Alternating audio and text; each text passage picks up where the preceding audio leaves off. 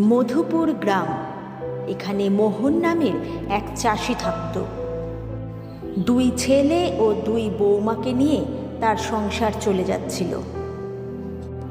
মোহন চাষির বয়স হয়েছে, কিন্তু এই বয়সেও তার ছেলেরা তাকে চাষের কাজে সাহায্য করত না, বরং তার সম্পত্তি কীভাবে হাতানো যায় সেই নিয়ে দুই ভাই সারাদিন আলোচনা করত। একদিন দুই ভাই মোহন চাষির কাছে গিয়ে বলল, বাবা, তোমার সম্পত্তির কোথায় কি আছে এবার আমাদের নামে লিখে দাও। মোহন চাষি বলল, ওরে, যা আছে বা যা থাকবে সবই তো তোরাই পাবি। আমার অবর্তমানে সব কিছুর অধিকারী হবি তোরা। তখন অপর ছেলে বলল, কোথায় কি আছে তাই তো জানি না। কবে তুমি ইহলোক ত্যাগ করবে, কবে তুমি সব কিছু আমাদের নামে লিখে দেবে, ততদিন আমাদের আর ধৈর্য ধরছে না। মোহন চাষি তখন বললেন, ভালোই তো, তাহলে আমার সাথে চাষের কাজে হাত লাগা, সবটাই আস্তে আস্তে বুঝে যাবি। দুই ভাই তখন বলল, না না, ওইসব চাষবাস আমরা করতে পারবো না, ওইসব আমাদের দ্বারাই হবে না। মোহন চাষি বললেন, তাহলে আর কি, সম্পত্তি সম্পত্তি করে করবিটাই বা কি? দিদি দিদি, বাবাকে চা দিতে গিয়ে দেখলাম বাবা তার ঘরে নেই। বড় বউ বলল, তাহলে হয়তো মাঠে চলে গেছে। না, বাবা মাঠেও যায়নি। কি করে বুঝলি? গোয়ালে গরু বাঁধা আছে, বাবা তো চা না খেয়ে কোনোদিনও মাঠে যান না। এই রে, বাবাকে তো বাজারেও খুঁজে পাচ্ছি না। দাদা দাদা, বাবাকে কোথাও খুঁজে পেলাম না। ভাই একজন বলছিল বাবাকে নাকি পুকুর ধারে দেখা গেছে। একজন সেই পুকুরটা ভালো করে খুঁজেও বাবাকে খুঁজে পাওয়া গেল না। হায় রে হায় রে, এ আমাদের কি হলো?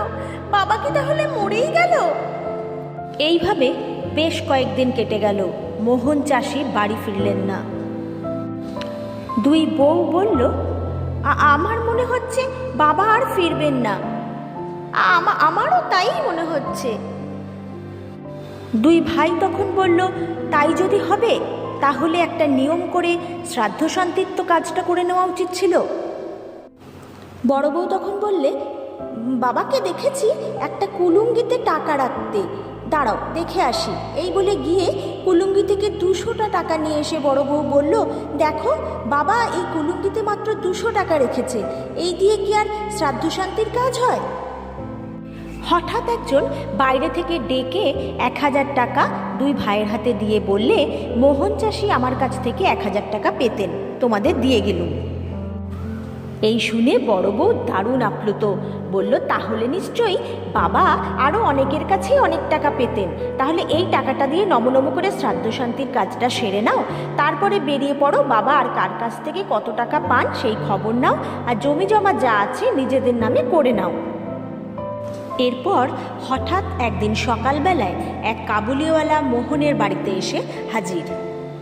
মোহন দাদা বাবু বাড়িতে আছেন নাকি? ওরে বাবারে, এ কে রে? কে রে ছোট, আপনি কে? আমার থেকে মোহন দাদা বাবু 50,000 টাকা ধার নিয়েছিলেন, সেই টাকাটাই নিতে এসেছি। বাবা তো আর বেঁচে নেই, বাবা মারা গেছে, তাহলে তো আর টাকা পয়সা কিছু পাবেন না। ও এই ব্যাপার, তাহলে তো আমাকে থানাতেই যেতে হবে। না না, আবার থানা পুলিশ কেন? আমাদের একটু সময় দিন, আমরা চেষ্টা করছি আপনার সব টাকা শোধ করে দেবার। ঠিক আছে, তাই হোক, আমি কিছুদিন পরে আবার আসব। বাবার যা জমি আছে সব বিক্রি করে টাকা শোধ করতে হবে, এই বলে তারা মোড়লের কাছে গেল। মোড়ল মশাই বললেন, জমি কি করে বিক্রি করবে? জমি তো তোমার বাবা আমার কাছে বন্ধক রেখে গেছেন, জমি বন্ধক রেখেই তো তোমাদের পড়াশোনা, ঘরবাড়ি, চাষবাস সব কিছু হয়েছে, জমি তোমরা বিক্রি করতে পারবে না। এই শুনে দুই ভাই খুবই ভেঙে পড়ল, তাহলে কি জেলই খাটতে হবে আমাদের? মোড়ল মশাই তখন বললেন, তোমরা ওই জমিতে চাষ করতে পারো, কিন্তু জমি বিক্রি করতে পারবে না, তাই কাল থেকেই লাঙল ধরো, ফসল ফলাও।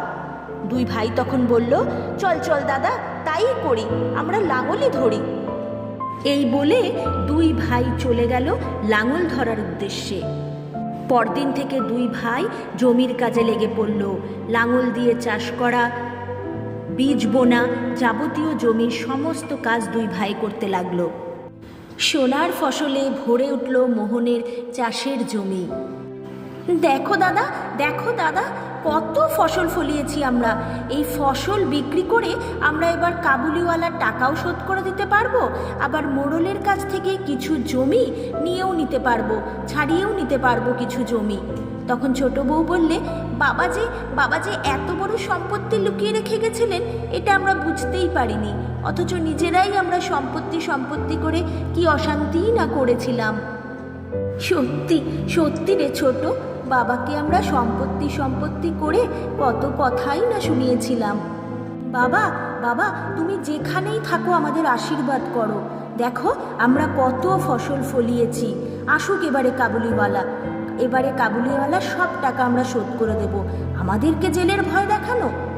আর বাবা, তুমি তো আমাদেরকে মানুষ করার জন্যই টাকা ধার করেছিলে, আমাদেরকে ক্ষমা করে দিও। আমাদের লোভ খুবই খারাপ ছিল। কদিন পরে কাবুলিওয়ালা মোহনের দুই ছেলের কাছে আবারও এলো। কোথায় গো দাদা বাবুরা, আমার টাকাটা শোধ করো। হ্যাঁ, এই নাও তোমার 50,000 টাকা, এবারে যাও। চলো দাদা, আমরা এবার মোড়লের কাছে যাই, কিছু জমি ছাড়িয়ে নিয়ে আসি। মোড়ল মশাই, এই নিন 20,000 টাকা রাখুন, আর আমাদের কিছু জমি আমাদেরকে ফেরত দিন, দলিলপত্র সব তৈরি করুন। হ্যাঁ, তোমরা দাঁড়াও, আমি একটু ঘর থেকে আসছি। এই বলে মোড়ল সেই কাবুলিওয়ালাকে নিয়ে বাইরে এলেন। বাইরে নিয়ে এসে কাবুলিওয়ালাকে বললেন, মোহন খুড়ো, খুলে ফেলো তোমার ছদ্মবেশ, তোমার ছেলেরা মানুষ হয়ে গেছে। ছদ্মবেশ খুলতেই মোহনের ছেলেরা চিৎকার করে উঠল, বাবা তুমি বেঁচে আছো? বাবা তুমি বেঁচে আছো? মোহন তখন বলল, হ্যাঁ রে বাবা, আমি বেঁচে আছি। মোড়লের বুদ্ধিতেই এগুলো হলো। ওই আমাকে ওর ঘরে আশ্রয় দিয়েছিল, তোদেরকে মানুষ করবে বলে এই বুদ্ধি ওর মাথা থেকেই বেরিয়েছে। মোড়ল তখন বললেন, তোমাদের বাবা কোনো জমি বন্ধক রাখেননি, পুরো জমি তোমাদেরই আছে। তোমরা যেটুকু আজকে উপার্জন করেছো পুরোটাই তোমাদের থাকবে, কাউকে দিতে হবে না। বাবা, আমরা আমাদের ভুল বুঝতে পেরেছি। বাবা তুমি ঘরে চলো, বৌমারাও তাদের ভুল বুঝতে পেরেছে, আর কোনোদিনও এই ভুল আমরা করব না। বাবা, পরিশ্রম করলেই তার ফল হাতে নাতে পাওয়া যায়।